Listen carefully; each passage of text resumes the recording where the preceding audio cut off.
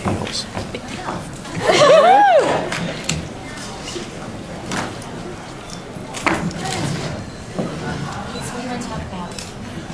Are you guys ready? Oh yeah. Woo! So, who wants to be the first one? So, Julie's here. Are you guys ready for questions? I'm pretty sure you have, if you love Dexter, Buffy, No Ordinary Family, I know you have tons of questions. So, I'm really excited, sorry. I don't want to cry in front of everyone. Okay, so. I have that effect, I guess. Oh my god, it's so hot. Okay, who wants to be the first one? Like, first. I don't bite. Don't be scared. Is this on? No. Oh. How do I turn it on? Now is it on? I'm technically advanced. Figure this out. Okay, first one. Go to the microphone. If I have to talk in one, you have to talk in one. Should have a lineup maybe, if you guys Hello. want. Hi. Hi. Hi, Julie. I think on behalf of everyone here, we'd like to thank you for coming to Toronto again. It's been a while. Yeah. I love Toronto, so thank We you love so you, of much. course. Two quick questions. I think the first thing is based on your tweet last night concerning the last possible episode of No Ordinary Family. Oh, that was this morning. This morning, yeah. Sorry. Has it been confirmed yet? Whether it's going to be renewed? We haven't heard anything official. We'll find out in May. The official word will be out. But they are moving. This Tuesday is a new episode. And then on Saturday at 10 o'clock is another new episode. And then I think the following Tuesday, then not April 5th, I think, is the finale. Right. So it's, let me look at the calendar to see. Let me get all your dates here. Let's see. Are you going to Google it? I just found out about this myself. I mean, that's why I tweeted. It was on a TV by the numbers. Right. So they're very up to date on what's going on with shows. Okay, so new episode on the 22nd. At 8 o'clock, our regular time slot. And then another new episode on Saturday the 26th at 10 p.m. Yeah, and then our season finale will be on April 5th at 8 p.m. unless that changes. So yeah, it's not a good sign when the network's moving you around. And one last quick question. Yes. I'm just wondering, who's the better kisser? Is it David Boreanaz, Michael C. Hall, or Dana Delaney? Dana. Next question. If you guys could please go to the microphone. Yeah, you can line up. Yeah, It's easy. Don't be scared. we don't bite. Well, sometimes. Hey now. Hi. What was your least favorite and favorite part of playing Darla? My least favorite? And your favorite? My least favorite part was taking that makeup off. It was like having 6 layers of skin ripped off your face every time. It was miserable. And the contact lenses were terrible. I don't wear contacts, so I don't know how people do it, sticking things in their eyeballs all the time. My favorite part was playing the character. I mean, Darla was just amazing for me. And the writing was so wonderful, and it was just, she was just an amazing character. Next one. Yes, hi. Hi. I was wondering, do you remember what your reactions first were when you found out about the casting for this thing called Buffy the Vampire Slayer? Yeah, I was originally cast as Vampire Girl #1. I was excited, except Vampire Girl #1 was supposed to die on the pilot. And then on set, we did the pilot. It was a pilot presentation, so we didn't actually shoot a whole pilot. We shot like a 20-minute version or something. And then when we went to series, I was still Vampire Girl #1. I don't remember who was Vampire Girl #2. But I was Vampire Girl #1, and halfway through, Joss was like, "We're giving you a name," and I was supposed to die. And then he's like, "We're not going to kill you." And then He did that for a while, and then finally they killed me, and then killed me, and then killed me, and then killed me. But no, I mean, for me, it was just I mean, I was a new actor to LA, and it was just I didn't really know the TV business very well, and so I was just excited to work and play a vampire. I had no clue what I was going to do. I didn't know how I was going to be scary at all. And that happened when they put the vampire makeup on me. I went into my trailer and I smiled and I went, "Oh, that's creepy." That's what I did. Yeah, you're definitely good at being scary. I remember what I felt when I first saw that first 5 minutes of the pilot. Oh, she's a vampire! And I think Joss always said that he was intrigued by the fact that someone who looked like me and talked like me was like the scariest vampire ever. Like that's what he wanted, you know, with my sweet voice and my sweet demeanor, and all of a sudden I'm just like this vicious vampire. Oh, thank you. Thank you. Next one. Guys, if you want to start a lineup, that would be cool. Thank you. How did it feel to be reincarnated in Angel at the end of season 1? Because that, I would say, that's when Angel got good. That's when Angel became a real its own show, right? I was shocked, really.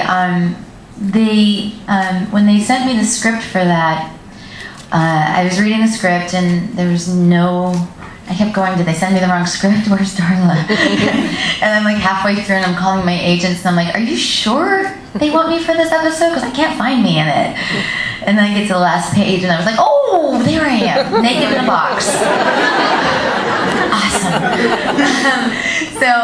So yeah, I mean, it was exciting. I mean, I would bump into David throughout that year, and David was always like, we're going to bring you back. I missed you, Benz. I'm going to bring you back on the show. And I was like, oh, yeah, sure, you mean it. But they meant it, so. Yeah, you got to come back how Angel came back. Yes. Buffy, so that was really cool. Yes. Amazing. Thank you. Thank you. Hi. Hi. So you were talking about how it was really hard to play an evil vampire, and you seem really nice. So it sounds like it would be. So what do you think was the hardest thing, of becoming so evil? Well, I think when you play an evil character, you can't label it as evil. I mean, I just think Darla's just misunderstood. She's not really evil because her intentions are pure. They're just kind of Warped? from your perspective. But from Darla's perspective, I mean, first, she has to eat, right? She just happens to eat people. Second, she was in love with Angel. I mean, in her eyes, I always viewed Darla as the jilted ex-wife that could never get over being dumped. And so she just is going to make his life miserable. And we all know that person, and we've all been that person at some point in our lives, whether it was an ex-boyfriend or whatever. We've all been that person. So that's how I tried to approach her. So that, I really do think she's just misunderstood. If you really look at her, you can have sympathy and empathy towards her because... Yeah, I think people really got that too when she staked herself to save Connor. That's when you sort of really saw that she was a nice person underneath all of the misunderstanding, I guess. The misunderstanding. And in the beginning of her life, I mean, she was a prostitute. Joss and I had talked a lot about the fact that she did not have, she was probably abused growing up and did not really have, she was a survivor, but did not have good people skills. Okay, thanks. Thanks. But if playing a darker type character or a lighter type character or a housewife in between, which do you prefer the best? What was the most fun? Wow. They're all fun in the moment, and they all feel right in the moment. The difference is the way the characters affect my daily life. Like when I was playing Darla, I was walking around feeling like a badass all the time. Are there kids here? I'm sorry. But when I on Dexter and I played Rita, I was much more weepy and sensitive and vulnerable. Playing Robin on Desperate Housewives, I was goofier. I mean, that was a really kind of goofy character in many ways. And then on No Ordinary Family, I got more like kind of that type A, focus that Stephanie has. So it's just more about how they're all different sides of me in many ways, but it's just how they manifest themselves, and they kind of, like the vulnerable side while playing Rita was more at the forefront of my life, and then, does that make sense? Do I sound like a total freak? No, that was great, thanks. Thank you. Hi. Hi. First, let me say that I loved Darla. Oh, Buffy. thank you. She was an awesome character. Thank you. She's a little twisted, which made her Misunderstood. Misunderstood. I say twisted. She loved to torture. So? That was her hobby, it was sport. Darla and Vampire Willow were my favorite female vampires on the show. So how different was it playing Darla on Buffy versus Angel? I just had more to do on Angel. I mean, on Buffy, Darla's background wasn't really fleshed out that much. And I was a younger actor as well. So it just, the difference was really, on Angel, I just had more to do within the storytelling. So, and they had developed a deeper understanding of her background and the character and the relationships. I mean, I think season 1 of Buffy, David and I would just laugh and crack up every time we were in vampire face, going like, this is what we get paid to do, running around pretending to be vampires, like, this is funny. It just kind of tickled us that, like, we had like this cool job and we got to wear these vampire faces and go, so. All right, thank you. Thank you. Hi, Julie. Hi. I think every character you play is memorable, and you never repeat yourself. And Try not to. I think that's the sign of a really great actor. And also that the final episode of season 4 of Dexter was the most shocking, most powerful episode of TV, certainly, that I've ever seen. Me too. And I gotta stop making those jokes. you've already worked with a lot of great actors, actresses, directors, creative people in your career to date. Who would you most like to work with again? Work with again? Yeah. I'd love to do another Rambo. I really would. Sylvester Stallone? Yeah, I mean, that was, to me, just, I mean, I got to do, he encouraged me to do a lot of my own stunts, and so I had a stunt double there. I had a deal with him that I would try every stunt once, and if I got scared, then my stunt double would step in. So, I mean, I ran through an exploding building. I mean, as they're gelling me down with that fire retardant gel, right before like they yell action, I'm standing behind a tree crying, going, what did I get myself into? I can't do this. I mean, my heart was like pounding. You could hear it on the mic. My heart was like, the building's gonna explode and there's gonna be fire. What if my hair catches on fire? But I did it. It was so exhilarating, and it made me realize that I like doing stunts. Like, I like that. I like being challenged physically. And so I would love the opportunity to do that again, and to work with, his whole team has been with him for like 20 years. And so to work with that whole, everybody that was behind the movie, to work with them again would be awesome. I mean, it was awesome. And to go to some crazy location like Thailand, so. That's really cool. And of people you haven't worked with yet, who's on near the top of that list? Well, I'm getting ready to work with Jonathan Demme. Ooh. So I'm actually kind of nervous. Yeah. Cool, thank you. Thank you. Hi, Julie. Hi. I just wanted to know, after seeing the Once More with Feeling episode, have you ever thought you want to do anything like that? Like go to the producers of any show you're doing and say, hey, can we do a musical episode? Nope. Or, no? Nope. So you're not a karaoke singer or nothing like Nope. That's my worst nightmare. I mean, when I had to sing on Angel, I was terrified. I'm not a singer. I'm tone deaf. I'm terrible in the shower. It's just not. You say karaoke, I say, oh, I gotta wash my hair. Yeah, so I was terrified during that scene. And thank God they picked a song that didn't have much vocal range. It only had like 3 notes in it or something. But even still, I was terrified.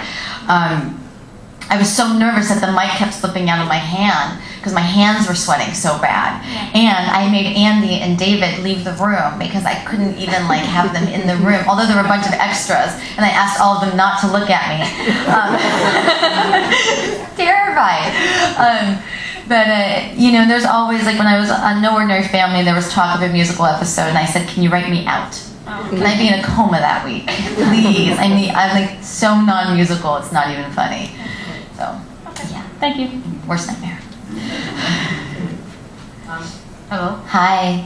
I was curious to know what it's like to working on No Ordinary Family. It's fun. I mean, to me, playing Stephanie Powell is like what I think is a culmination of everything in my career. Because I get to do really great dramatic work. I get to do some fun comedy, but I also get to do some stunts and some action stuff. And it's to me a dream role. We're a very close set. We're very much a family. Michael Chiklis is our leader, and it's an amazing experience. You know, my hope is that it would be nice if it continues, but we won't know till May. So. Okay, thank you. Thank you. Hi, Julie. Hi. I was wondering if you were aware that last night it was announced that you've been nominated for Constellation Award for your performance in No Ordinary Family. What's a Constellation Award? Constellation Award is... And am I going to win? I don't know. The Constellation Award is a fan-nominated, fan-voted award. It's only in Canada, so it's sort of like your Canadian fans. When's the ceremony? July 16th. Oh my God. I'll be there if I win. I'm a terrible loser. I will cry. I better win. You guys better vote. You don't want me to sit at home and cry and drink margaritas again. It's not pretty. Well, you can vote here at Wizard World. There are 3 locations for voting. Can I vote? How many times can I vote? I'll stuff the ballot box. Where's my mother? I should have brought her. Well, voting's at the FutureCon table, the Polaris table, and the Constellations Awards table. Does anybody have any costumes I can put on? I can vote numerous times. Okay. That's awesome. I love that. I hope I win. Congratulations, Julie. Thank you. I would say it's great to just be nominated, but it's really awesome to win. Let's all vote for her, okay? Hi. Hi. What was it like working with Dave Boreanaz? It was great. I mean, we both, you know, because I think in the first season of Buffy, he wasn't a series regular. So he was kind of in the same boat as I was, where we just didn't know what we were really doing and what our future was on the show. And we just had fun. And he's a sweetheart. I mean, we're both Tauruses. So we're both stubborn. But he was great. He's a good kisser. Not as good as Dana. Hi, Julie. Hi. I really loved you in Roswell, and I was wondering what it was like to work on that series. It was great. I was actually taken off Roswell so I could go back to Angel, because at the time the WB didn't realize I was doing double duty. They didn't pick up on that, and they didn't allow actors to do that. And so when they caught on that, you know, I was going from Roswell to Angel to Roswell to Angel, they were like, "Ooh, she's got to get off Roswell." So that's why my character went crazy. But it was really a wonderful opportunity and a great experience. I mean, I got to work with Jason Cadence and David Nutter, and I mean, David Nutter's just an amazing director. And then I worked with that whole cast, you know, Jason Barron, Katie Heigl, and Sherry Appleby, and Mahendra, and everybody, Colin Hanks. Colin used to come up to me for acting tips, and I would look at him and go, "Out of all your resources, you're coming to me. Good luck." But you know, it was his first job, and he was such a sweet kid, and you know, it was fun. Great, thank you, thank you. Hi, Julie. Hi. 2 questions. Yes. First, sometimes when someone plays a character, they'll you know, the way that writers write the character sort of changes based on how it's been played in the past. Is there you ever had an experience where they changed how they thought of a character because of the way you played them? Well, I think what happens, especially in television, is there's like a